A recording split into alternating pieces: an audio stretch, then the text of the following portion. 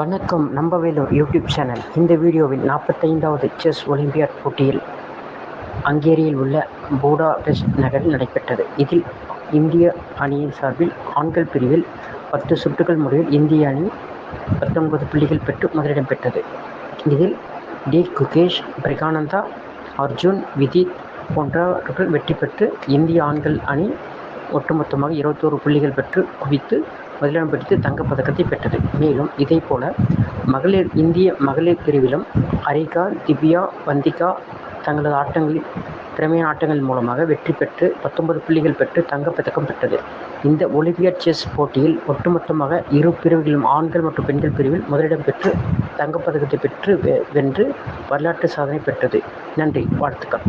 மேலும் இந்திய பிரதமர் நரேந்திர மோடி அவர்கள் இந்த ஒலிம்பியாட் போட்டியில் வெற்றி பெற்ற ஆண்கள் மற்றும் பெண்கள் பிரிவில் பங்கு பெற்றவர்களை நேரில் அழைத்து அவர்களுக்கு வாழ்த்துக்களும், மேலும் இது போன்ற வரும் போட்டிகளில் எப்படி கையாள வேண்டும், எப்படி வெற்றி பெற வேண்டும் என்று நுணுக்கங்களையும் கலந்துரையாடினார். நன்றி.